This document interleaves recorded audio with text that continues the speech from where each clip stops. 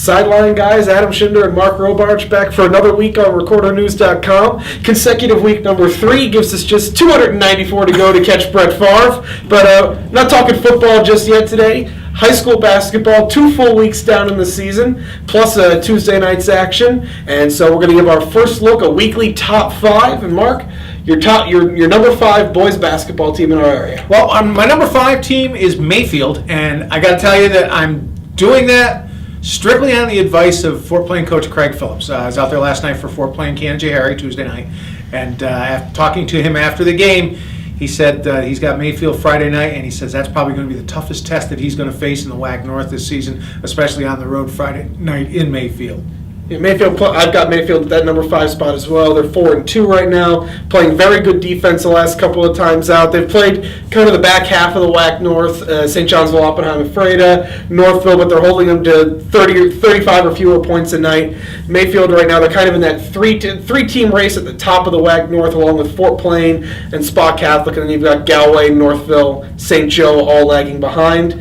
Now, how about your number 4? My number 4, I'm going to go with the kids from Amsterdam. I know you're the expert on Amsterdam. You've covered them pretty much all this season. I haven't had the opportunity yet, but they've had some impressive wins.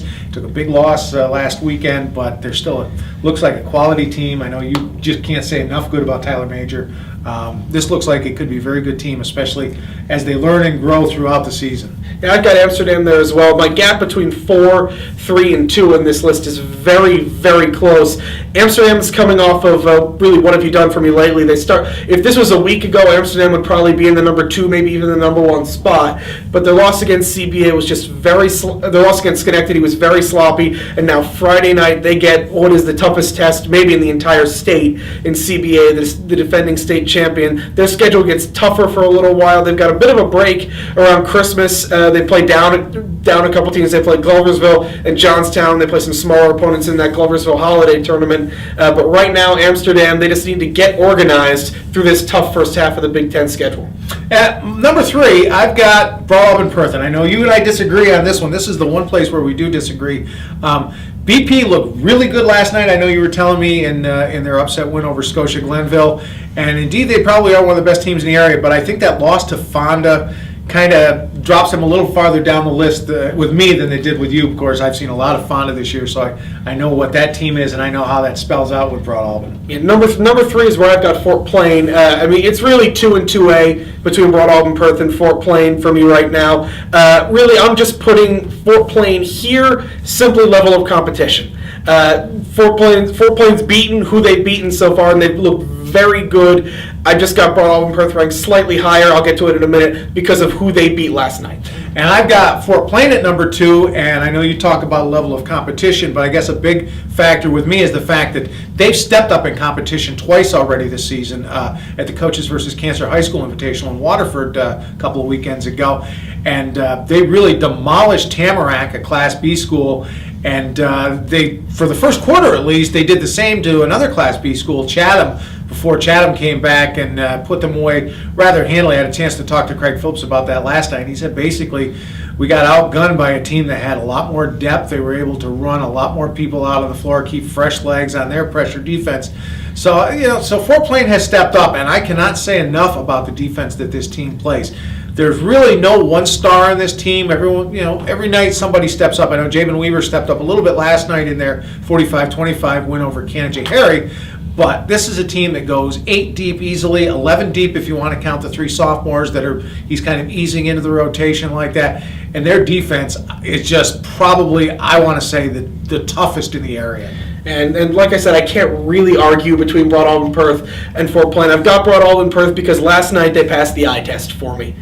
They fell down in the second quarter to a very good Scotia team that's going to contend for the Foothills Council and the Class A title. They've got a superstar scorer, one of the best in the area, in Terrell Winnie. He had 25 points, 15 of them came at the foul line. But what impressed me the most, obviously, the performance of RJ Pingator.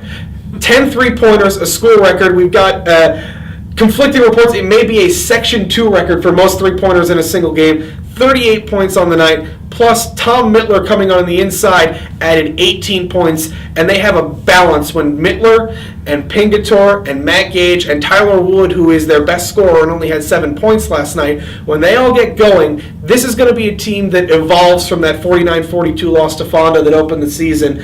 And right now, they're only 2-2. They're 1-1 in the foothills, but to go to Scotia, to a very hostile environment, and to win very impressively with a great individual performance, based on what I saw recently, I have to put Broad Alban Perth number 2. And although number 1, I don't think we've got any arguments. Yeah, that's one thing we definitely agree on. Fonda Fultonville, easily our number 1 team so far this season. They've looked really good. Last night, a good test against Chalmont. They came back late to put that game away. I think it was, 62-60 was the yes, final? Yes, it was. And this team, I mean, this is another team that's almost a carbon copy of Fort Plain.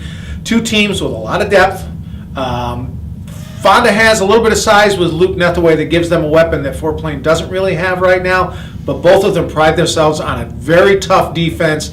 They're not going to give you any easy baskets, and I just can't say enough about the job Eric Wilson has done with this team after losing so much from last year's team. No, Eric Wilson, if there's a coach of the year through the almost quarter point, Eric Wilson is the runaway winner. No doubt. Probably in all of Section 2. They haven't lost a game in Section since they lost to Broad Alban Perth in the Glens Falls Civic Center in the semifinals of 2009. Undefeated all the way through last year. Now they're 4-0 this year. They look very good so far. All their young shooters are stepping up. Mike Downing, who was quiet in the first couple games, has really come on recently. Luke Nethaway has turned himself in the last couple of years from a role player, from a backup to his older brother Josh, into really one of the best pure power forwards in the entire area. And that kind of leads us into what is a very big Friday night in basketball. 3 big road games. Fonda is on the road at Watervliet. I'll beat that game. The team they beat to win the Section 2 Class B title last year. Broad Alban Perth is at South Glens Falls, and their great scorer, Jordan Green, and I will be at CBA, where Amsterdam goes. It's a very interesting Friday night of basketball. Oh, I'm going to love this. This is the kind of night you live for if you're in this business. Now, to wrap things up this week, we want to get a little personal here. As you see the ball in front of us here, you're looking. Well, there it is, right there. You're looking at a New York Giants fan on this side of the aisle, and on that side of the aisle, you got a born and raised Philadelphian. So we're both looking forward to this weekend's big showdown between the Giants and the Eagles, and it should be a fun game. This is going to be a very, very interesting game at 1 o'clock Sunday, because you've got the Giants who are coming in with a good amount of momentum coming off their last couple of wins. The Eagles have been kind of living on the edge pretty much every week. Their offense is tremendously explosive, but the defense just has a tendency of letting teams back in games. They did it to the Giants the first time that they played a month ago in Philadelphia. I was at that game in person. The only reason the Eagles held on to win that game by 10 is because Eli Manning turned the ball over 5 times himself. And the difference this time out, I'm sure you're going to see, is the fact that the Giants have established the old thunder and lightning style of running game that they've been using pretty much this entire decade. Brandon Jacobs, Ahmad Bradshaw, both of them over 100 yards the last 2 weeks in a row now. And they'll probably, like I said, if the Eagles' defense continues to kind of struggle as it has, these guys will run them over, literally. This is going to be a very interesting game. The Giants have had a lot of problems each of the last couple of years, not just stopping the Eagles' receivers, but LaShawn McCoy, who has really come into his own, had an incredible second half Sunday against Dallas, finished with 149 yards. That's the career high. He really put the Giants away back in early November. It's going to be a very, very interesting game with the winner likely taking home the NFC East title. And the fact of the matter is that the loser may not even be guaranteed a wild card, considering how competitive things are with New Orleans in one division looking at a wild card.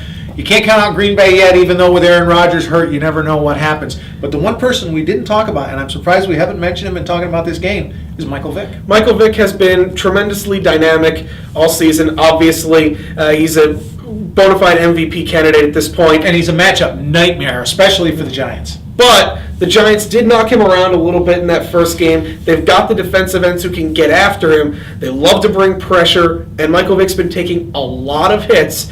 If he can avoid them and make a couple of plays, this game could go the Eagles' way. The Eagles have had a lot of success against the Giants recently. We will see Sunday at 1 o'clock. And I think the difference, you mentioned that, is last time out, I think Vic spent more time in the pocket. I think he's starting to become a little more mobile, a little more comfortable with getting out of the pocket again. And I think that could make a big difference because the Giants are such an upfield pass rushing team that they could get beat out of containment and let him get loose for some big runs. Be a very interesting game Sunday. Be a very interesting last couple of weeks to the NFL season, and a very interesting next few weeks in the high school basketball season. Plus, this Saturday we've got Amsterdam hosting the Montgomery County Wrestling Duels. It's going to be a very, very interesting time. We'll be back with more next week. For Mark Robarch, I'm Adam Schinder. We're the Sideline Guys, and we'll see you next week right here.